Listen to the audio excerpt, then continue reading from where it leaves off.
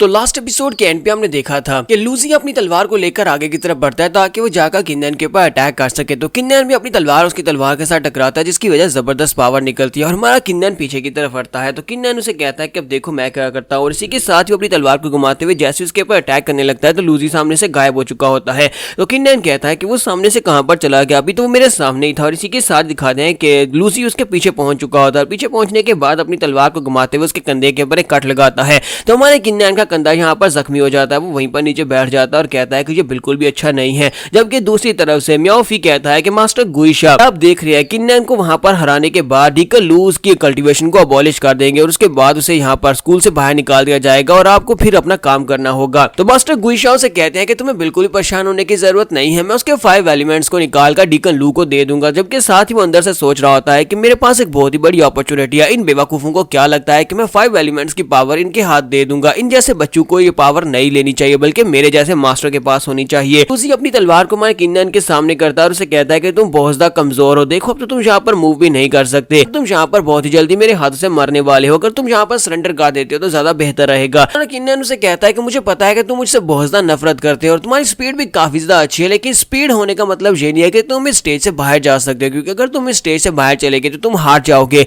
हाँ ठीक है कि मैं तुम्हें हरा नहीं सकता लेकिन तुम्हें स्टेज से बाहर तो फेंक सकता हूँ। तो लूजी उसे कहता है कि किन्नन तुम्हारी इस बात का क्या मतलब है। तुम्हारा किन्नन आगे से हंसना शुरू कर देता है, जबकि लूजी उसे कहता है कि तुम पागल हो गए हो, तुम्हें लगता है कि तुम मुझे स्टेज से बाहर फेंक सकते हो, ऐसा तो बिल्कुल भी नहीं हो सकता। तुम्हारा किन्नन उसे कहता है तो क्या तुम यहाँ पर मेरे साथ एक शर्त लगाओगे। तो वो उसे कहता है कैसी शर्त लगानी है। तुम्हारा किन्नन कहता है कि मैं देखता हूँ कि यहाँ पर हम दोनों में से किसका अटैक ज्यादा फास्ट होने वाला है, हम लोग ये शर्त लगाएंगे। तो लूजी कहता है कि क्या इस बात का और क्या मतलब है, तुम पता नहीं क्या बकवास किए जा रहे हो, तुम्हारे पास इतनी स्ट्रेंथ नहीं है और ना इतनी स्पीड है। किन्नन उसे कहता है क्या तुम्हें पता है कि मेरे रेजिडेंशियल एरिया के इर्द गिर्द जितने घर थे वो सारे के सारे कैसे बर्बाद हुए थे। और साथ ही हमारा किन्नन अपनी बर्निंग स्वॉर्ड को वहां पर एक्टिवेट करता है और उसके अंदर से फायर निकलती है। वो उसे कहता है मास्टर जैन ने मुझे यहाँ पर सजा दी थी, मास्टर जैन ने मुझे ये सजा दी थी कि मैं 1 साल के लिए या तो जेल में चला जाऊँ या फिर इस कंपटीशन को जीत कर फर्स्ट पोजीशन के ऊपर आऊं, कि मैंने वहां पर सभी घरों का बर्बाद कर दिया था। तो लूजी उसे कहता है कि तुम यहाँ पर किस बारे में बात कर रहे हो, कहीं ऐसा तो नहीं है कि ज़ी पैंग के जितने घर थे वो सारे के सारे तुमने अपनी एनर्जी के साथ डिस्ट्रॉय किए थे, वो तो पूरी तरह से बर्बाद हो गए थे। मास्टर जैन भी चिल्लाकर कहते हैं हाँ ये बात वाकई में सच है, क्योंकि किन्नन ने वहां पर इनाम में मिलने वाले सारे के सारे एलिक्सर्स और फायर स्पिरिट क्रिस्टल्स को एब्जॉर्ब कर लिया था, जिसकी वजह से एनर्जी बहुत ज्यादा हो गई थी और वो एनर्जी जो थी वो ओवरफ्लो हो गई, जिसकी वजह से वो सारे घर बर्बाद हो गए थे। तुम्हारा किन्नन फिर से उसी एनर्जी को रिलीज करता है, जबकि वहां पर एक लड़का होता है और कहता है कि मैंने ये सब कुछ अपनी आंखों से देखा था। किन्नन बिल्कुल वैसी एनर्जी को रिलीज कर रहा है जैसी इसने उस वक्त रिलीज की थी, जिसकी वजह से हमारे सारे के सारे रेजिडेंशियल एरिया को बर्बाद कर दिया था। तो लूजी कहता है कि ऐसा नहीं हो सकता, तुम्हारे पास इतनी एनर्जी कहां से निकल कर आ रही है। जबकि वहां किन्नन सोच रहा था हालांकि मैंने उस वक्त ये सारी की सारी एनर्जी जो थी उस वक्त 2 फायर क्रिस्टल से ली थी, लेकिन इस वक्त भी मेरे पास काफी सारी एनर्जी है जो कि मैंने अपनी बॉडी के अंदर स्टोर की हुई है। अगर मैं इस बर्जर्क एनर्जी को यहाँ पर रिलीज करता हूँ तो मुझे लगता है कि मैं लूजी को थोड़ी देर के लिए डरा सकता हूँ और हो सकता है कि इसे अरीना से बाहर फेंक दूं। तो हमारा किन्नन अपनी पावर्स को यूज करते हुए स्पेशल टेक्निक को लेकर उसके ऊपर अटैक करने के लिए आगे बढ़ता है, जबकि लूजी उसे कहता है कि तुम चाहे कितने ही पावरफुल क्यों ना हो, क्योंकि मेरे पास भी यहाँ पर एक गोल्डन रैक की मार्शल आर्ट्स की टेक्निक है और मैं यहाँ पर तुम्हें ब्लॉक कर सकता हूँ। और वो अपनी तलवार के साथ उसके अटैक को ब्लॉक कर लेता है। तुम्हारा किन्नन कहता है कि मैं देखना चाहता हूँ तुम्हारी ये किंग लियान जियान हुन टेक्निक कितनी ज्यादा पावरफुल है, क्या ये तुम्हारी टेक्निक मेरी ब्लड शुगर आर्ट से ज्यादा पावरफुल है। और इसी के साथ ही हमारा किन्नन अपनी तलवार को घुमाना शुरू करता है। जब अपनी तलवार को घुमाता है तो उसके अंदर से 3 एनर्जी की बनी हुई तलवारें निकलती है और इस बात से लूजी काफी हैरान होता है और कहता है कि यहाँ पर तुमने ये कैसे किया, तुमने यहाँ पर एनर्जी से बनी हुई 3 तलवारें कैसे बनाई। और उनमें से एक तलवार जो होती है उसके बाजू के ऊपर कट लगाती है, जिसकी वजह से लूजी जख्मी हो जाता है।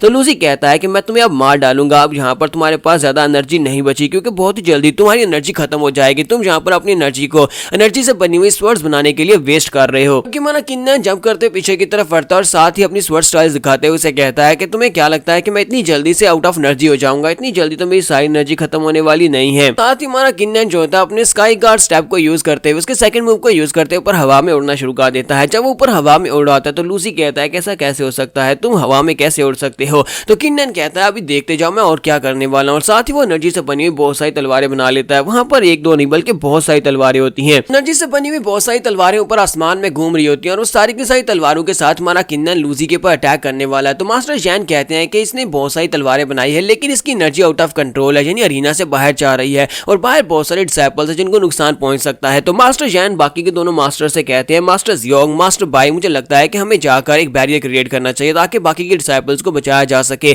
क्योंकि किन नैन की एनर्जी जो है वो अरीना से बाहर निकल रही है। तो वो उसे कहते हैं हाँ ठीक है, और इसी के साथ ही वो तीनों जंप करते हुए जल्दी से अरीना से बाहर निकलते हैं और वहां पर जाकर उस एनर्जी को ब्लॉक करने लगे हैं। तो इसी के साथ दिखाते हैं कि कुछ डिसाइपल्स की तरफ तलवारें उड़ती हुई आगे बढ़ रही होती है। वो लोग कहते हैं कि लगता है कि हम लोग यहाँ पर मरने वाले हैं क्योंकि हम लोग इस तलवार की एनर्जी से बच नहीं पाएंगे। जबकि उसी वक्त मास्टर जैन उनके सामने खड़े हो जाते हैं और जाकर एक बैरियर बनाकर उन लड़कों को बचा लेते हैं। तो मास्टर जैन कहते हैं कि शुक्र है मैं जहाँ पर टाइम के ऊपर पहुंच आया, ये तलवार की एनर्जी तो बहुत ज्यादा पावरफुल है। उनके हाथ के ऊपर भी काफी बुरी तरह से असर पड़ता है। तो वो कहते हैं कि किन नैन की पावर्स काफी ज्यादा अमेजिंग है। दूसरी तरफ मास्टर गुइशा को भी दिखाते हैं कि यंग मास्टर फी कहता है कि हमारी तरफ भी एनर्जी आ रही है, हम लोग इसे कैसे ब्लॉक करेंगे। तो मास्टर गुइशा अपने हाथ को सामने करते हुए बैरियर क्रिएट करते हैं और साथ ही वो काफी ज्यादा खुश हो रहे होते हैं क्योंकि उन्हें जो पावर चाहिए। तो वो कहते हैं कि ये बहुत ज्यादा एक्साइटिंग है, ये पावर्स तो बहुत ज्यादा कमाल की हैं। ये 5 एलिमेंट्स वाली पावर जब मुझे मिल जाएंगे तो उसके बाद मैं इनविंसिबल हो जाऊंगा और फायर सेक्टर का पैट्रियार्च भी मेरे सामने घुटने टेक देगा। किन्नन ऊपर से एनर्जी से बनी हुई तलवारों के साथ लूजी के ऊपर अटैक कर रहा होता है। वो सारी की सारी तलवारें ऊपर से नीचे की तरफ गिरी होती है, जबकि लूजी वहां पर नीचे उन सभी अटैक्स को अवॉइड करने की कोशिश कर रहा होता है, लेकिन वो तलवारें उसकी पूरी बॉडी के ऊपर कट्स लगा रही होती है, कभी उसके बाजू पर कभी उसकी टांग के ऊपर। काफी मुश्किल के साथ सभी अटैक्स को ब्लॉक करने की कोशिश करता है, लेकिन वो पावर्स काफी ज्यादा एक्स्ट्रा ऑर्डिनरी होती है। और तो मेंशन कहते हैं कि अगर ये स्वर्ण एनर्जी मेरी तरफ आती तो मुझे लगता है कि मैं इसको कभी भी ब्लॉक नहीं कर पाती, मैं तो यहाँ पर मर चुकी होती। तो बुकू से कहती है कि हाँ मुझे लगता है कि किन नैन की पावर्स वाकई में बहुत ज्यादा फियरफुल हैं।